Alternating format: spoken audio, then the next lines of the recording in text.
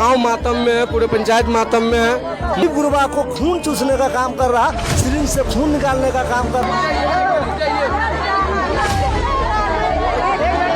चप्पल घिस जाता है, जूता टूट जाता है। अब वो देख सकते हैं, मतलब ये जिनका मृतक शरीर यहाँ पे रखा हुआ है पंकज भैया का, उनकी माँ किस प्रकार से बेचारी रो रही है, बेहोश हो रहा है, और उनके पिताजी भी है, उनका डेड बॉडी शरीर रखा हुआ है। मतलब इतना ज्यादा दुख है ना कि बता नहीं सकते हैं। माता जी कैसे रो रही है, उनका पत्नी उधर खड़ी है। मतलब कि इस दुखद घटना में बताइए तो ये एक्सीडेंट जो लास्ट वंशज बचा हुआ था इनके परिवार का, जो कि आगे का पीढ़ी चलता, सारा पीढ़ी इनका खत्म हो गया। कोई इनको कमाने वाला भी देने वाला कोई नहीं बचा है। बताइए कैसे बेचारी रो रही है।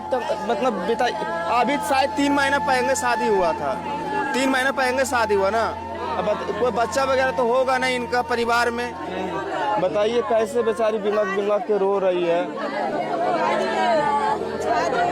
बिहार सरकार को इतना समझ नहीं आता है कि हम लोग को रोजगार का कितना जरूरत है। अगर हम लोग का अगर बिहार में रोजगार दिया होता तो कल के डेट में हमारे कोई भाई बंधु कहीं परदेश कमाने उड़ीसा, तमिलनाडु, बंगलोर नहीं जाता। अगर आज रोजगार मिलता तो ये बेचारा जिनका डेड बॉडी पंकज यादव जी का आया है वो कल के डेट में नहीं आता जो आज आया है। अगर हम लोग को बिहार सरकार रोजगार दिया होता, कितना बार बिहार सरकार से गुहार लगाते हैं कि हम लोग को रोजगार चाहिए, रोजगार चाहिए।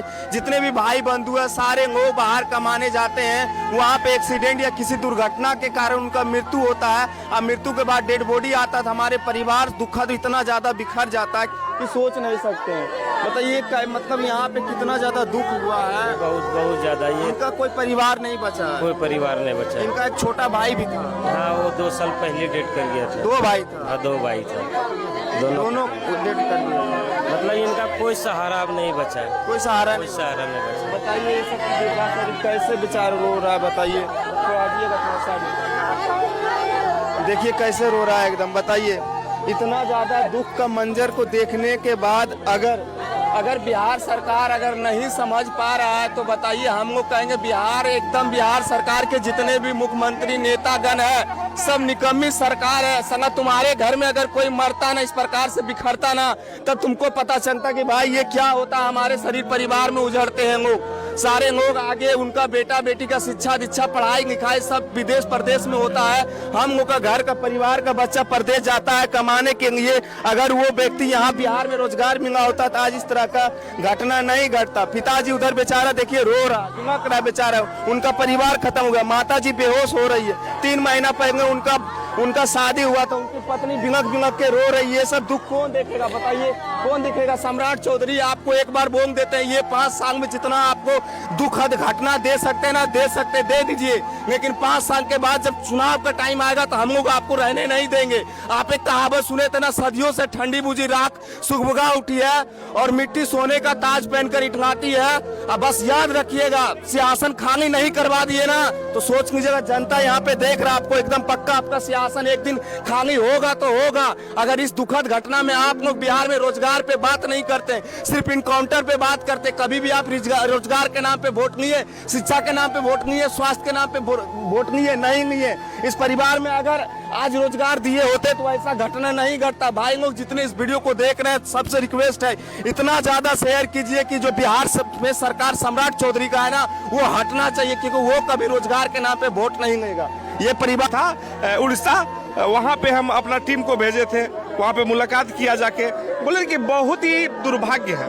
और ये जो अभी बॉडी आया इस प्रकार ना जाने महीना में कितना बॉडी आ जाता है। अब हम शासन प्रशासन से यही कहना चाहेंगे, यहाँ जो है सबसे पहले रोजगार का व्यवस्था करवाइए, रोजगार का मुहैया करवाइए। और दूसरी बात ये पीड़ित परिवार है, इस पीड़ित परिवार का रोड एक्सीडेंट का जो राशि आता है वो देने दिलवाने का काम करें। होता क्या है, रोड एक्सीडेंटल कहता है कि भाई राशि मिलेगा, लेकिन चप्पल घिस जाता है, जूता टूट जाता है, अब वो राशि नहीं ले पाता है। और हमारा सबसे पहला प्राथमिकता होगा, देखिए जो चला गया वो तो चला गया है, लेकिन इनको कम से कम जो है रोड एक्सीडेंटल का जो राशि होता है उसको दिलवाना हमारा फर्ज बनता है। वो कम से कम 15 से 20 लाख रुपए मिलेगा। उसके लिए हम लोग हरदम लड़ाई लड़ेंगे और जैसे भी होगा इनको दिलवाने का काम करेंगे। गरीब गुरबा को खून चूसने का काम कर रहा है, सिरिंज से खून निकालने का काम कर रहा है। गरीब को क्या मदद करेगा? अब बोलिए इसका क्या है? घर उजड़ गया है, इसलिए परिवार में कोई नहीं बचा। अब बोलिए क्या हाल होगा? ये माँ बाप बूढ़ा बूढ़ी को कौन खिलाएगा बताइए? नहीं, इसमें सरकार सबसे बड़ा दोषी है और इसमें हम लोग जो भी होगा सहयोग करेंगे और मदद करेंगे। सरकारी जो भी व्यवस्था हो, बिहार सरकार जब इतनी बड़ी सरकार है तो कभी रोजगार के नाम पे वोट क्यों नहीं लेता? खाली अंधभक्तों को पैदा कर रहा है बिहार। बिल्कुल सही बात बोले, मगर कुछ गोदी मीडिया है जो उनको हाईलाइट किया। अगर आप लोग का ऐसा मीडिया हो जो कि सुधार हो, आज गोदी मीडिया का कि रोजगार देंगे, रोजगार क्या देगा? गरीब को सिरुन से खून, 4 आदमी मिलकर सरकार चला रहा है, नरेंद्र मोदी, अमित शाह, अंबानी, अडानी, बस इसी जो भी पैसा कमा रहा है यही, ये दोनों उनको कमा के दे रहा है। ये जो अभी दुखद घटना आया सर जी, अगर उनके घर में आता ना तब उनको समझ आता कि दुख क्या होता है। इसीलिए कि उनके घर में कहाँ आफत आवेगा? उनका तो सिक्योरिटी चलता है, 200-500 पुलिस रहता है, उनका सारा व्यवस्था है। गरीब हम लोगों के पास क्या व्यवस्था है? थोड़ा सा ये घर बहुत ज्यादा दुखद है, थोड़ा पे ध्यान दीजिए क्योंकि देख के रहा नहीं जाता है। ना सही बात है, रहा नहीं जाता। इधर आइएगा अवधेश भैया, थोड़ा सा बताइए ये पंचायत में कैसा कैसा आपके पंचायत में हर कुछ दिन के बाद देखने को ही मिलता है? भैया इस तरह के घटना और एक नवयुवक को समाज से चले जाना, जो कि समाज में इस परिवार के लिए एक लौता बारिश चाहिए। और इसे आज से पहले कुछ महीने पहले इसका छोटा भाई का चला गया। किसी तरह से माँ पिता अपने बड़े बेटे पर आशा जुटाए और भगवान आज बड़े बेटे को भी अपनी गोद में ले लिए। इस तरह दुखद घटना से पूरे गांव मातम में है, पूरे पंचायत मातम में है। मैं ड्राइवर एसोसिएट विनोद भैया से आग्रह करेंगे कि इसको यथाशीघ्र जितना हो सके इसको मुआवजा दिलाने का प्रयास करेंगे।